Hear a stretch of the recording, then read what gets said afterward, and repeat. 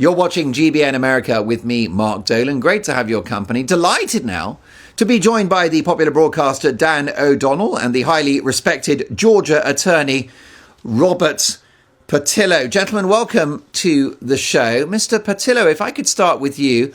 President Donald Trump is being pursued through the Georgia courts for allegedly seeking to overturn the election result. He faces prison time potentially.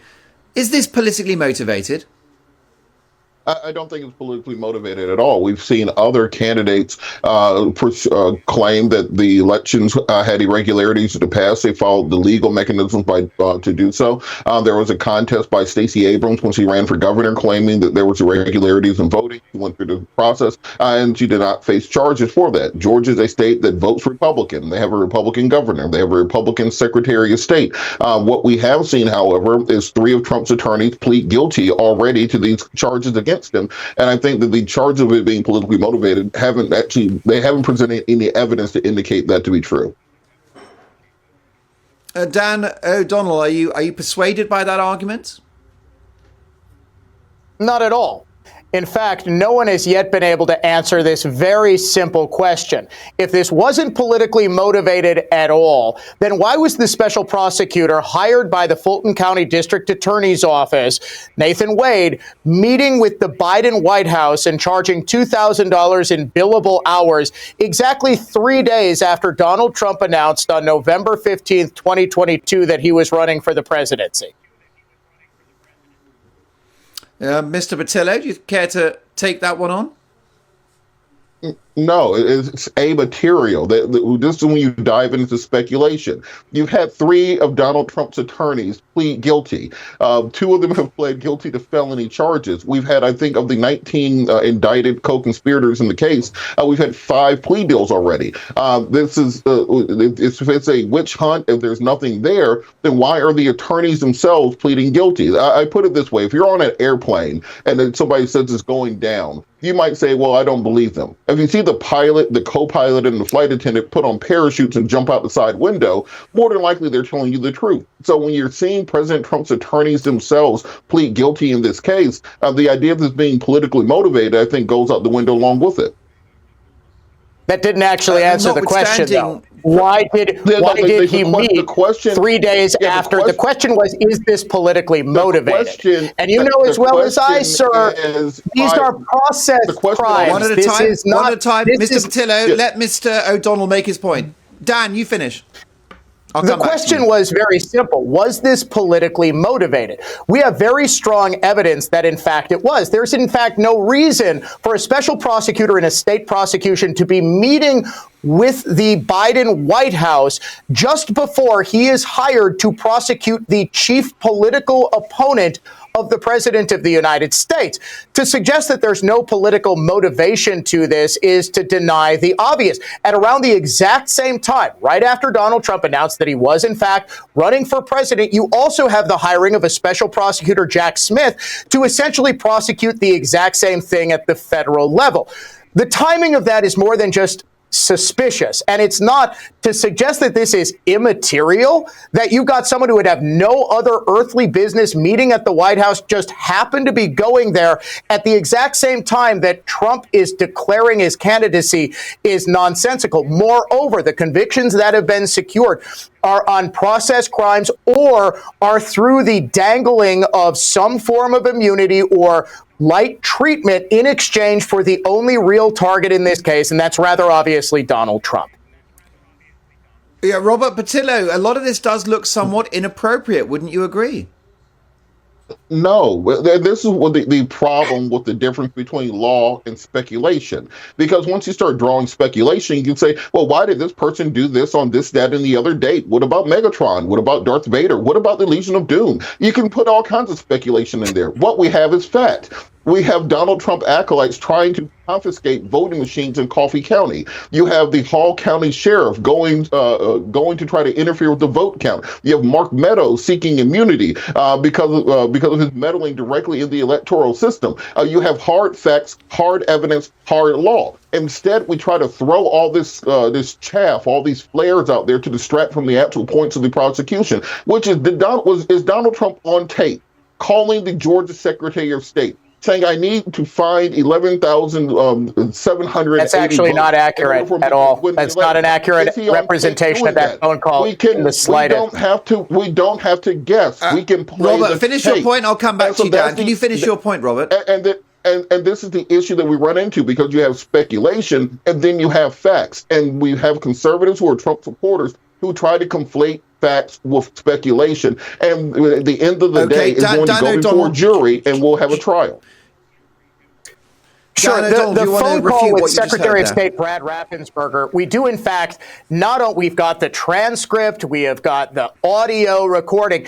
You can actually tell. And in fact, at multiple points, Meadows is also on that call saying the exact same thing that Trump is. Trump at no point said, I need you to find 20,000 votes for me. OK, this is actually an obfuscation, if not an outright fabrication. It has sort of become a myth that became fact. What he is asking for, and he was presenting evidence in this nearly hour-long phone call of voter irregularities, which he absolutely has a right to do, as any lawyer would, of course, understand. What he was saying is, I need you to find the 20,000 votes. Here are the votes that we believe were not cast legally. Brad, we want you to launch an investigation, okay, because we have just been shut down in the courts. We want you to launch an investigation as Secretary of State and find the votes that we have evidence to believe were illegally cast. At no point did he say, you'll be a national hero if you find 20,000 votes for me. He said, you'll be a hero if you can prove that the Georgia election was stolen. That entire phone call was a valid call for a legitimate investigation into the Georgia count. Everything that flowed from that, the seizure of voting machines, all of this was done in a manner consistent with challenging the results of a disputed election. Robert Portillo, notwithstanding the ins and outs of this particular case, which is ongoing, are the judiciary and some political figures in Washington not playing with fire by preventing Donald Trump from running for the White House to become the next president? You are risking a democratic crisis in America. I think that we have three co-equal branches of government for a reason, and our founding fathers set up a constitutional system contemplating this exact issue, that whether or not, that if we had a situation where an individual refused to leave the White House, where an individual decided to pull the levers of power and conspire to subvert the Constitution, we have an individual who's already been impeached twice, who's been indicted 91 times. Well, if you have the opportunity to prevent a despot from rising in a country, to put safeguards in place, and that's what we're seeing the system play out in exactly that fashion. If you believe in the rule of law, if you believe in the Constitution, you'll let the process play out. Donald Trump is likely in the polls suggests that he would win the next presidential election. If he does not get a tilt at the White House, American democracy falls over. I'm fully in favor of him having a tilt at the White House and following all constitutional procedures. I don't believe he should be removed from the ballot in Colorado or in Maine, etc. But what I do believe is that nobody is above the law in America. All right. Dan O'Donnell, I don't think the American establishment realize that they are playing with fire. They are playing with America's democracy. Yeah. And that is a great way of characterizing it.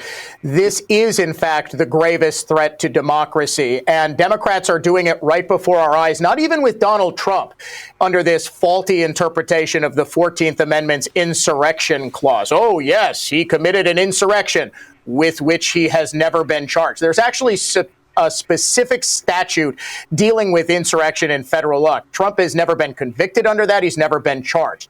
Leaving that aside, however, Democrats are actually doing the exact same thing in their primary ballot. I'll bet you might not have noticed there is a primary challenger to Joe Biden. His name is Dean Phillips. He's a congressman, and Democratic activists are pushing to remove him from all state ballots that they can, including my state, for no apparent reason other than we don't want Joe Biden apparently to face any actual Democratic challengers in this election.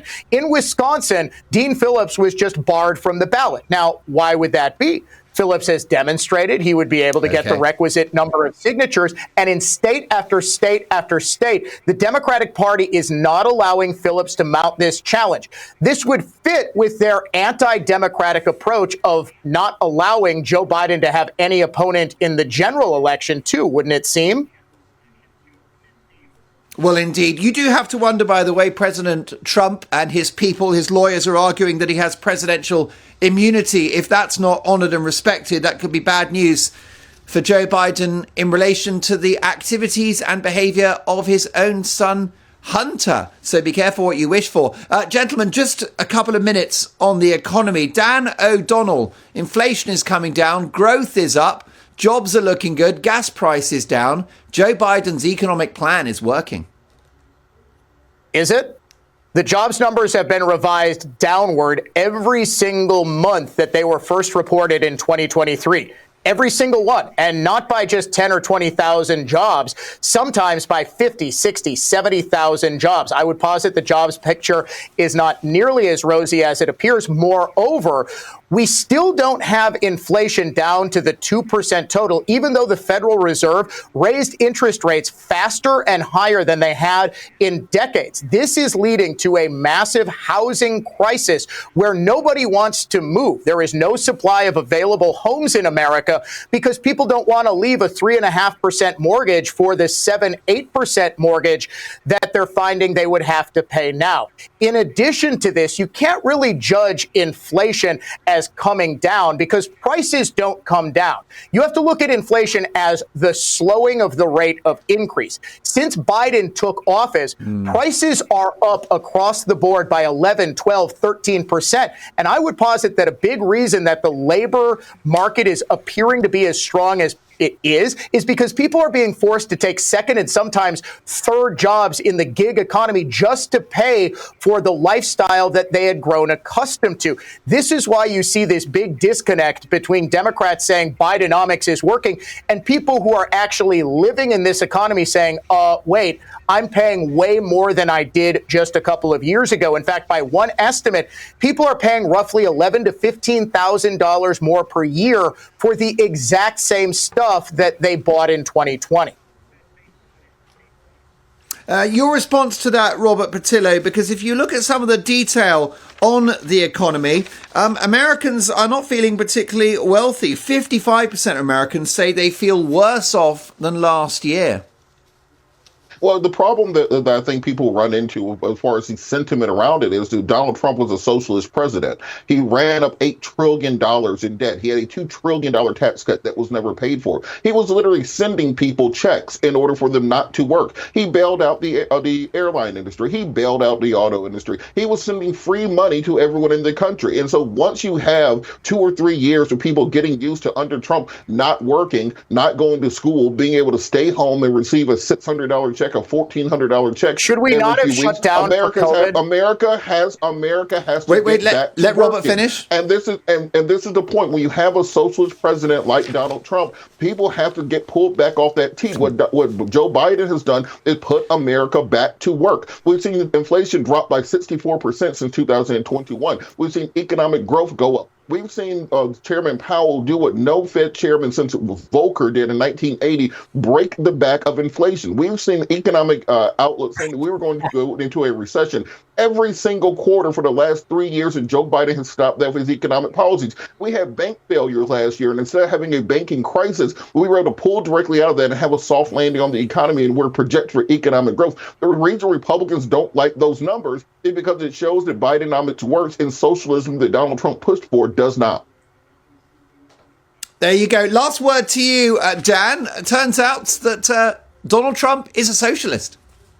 He is, apparently. I'm just glad Democrats finally admitted, after nearly 4 years, that shutting down the economy for a virus that wasn't nearly as bad as they pretended it was was a mistake. You might recall that somebody was fighting tooth and nail. In fact, you might even say a political party was fighting tooth and nail. They were filing lawsuits against it to reopen the economy, the schools, businesses, gyms, everything. Which political party was fighting them the entire way? There were bailouts because it was decided by the medical establishment to shut down the economy. And I am so glad to hear a liberal finally agree with us that that was a huge mistake. Peace has broken out, but perhaps unwittingly. Gentlemen, thank you so much for your valuable time. My thanks to Robert Portillo and Dan O'Donnell. You're watching GBN America.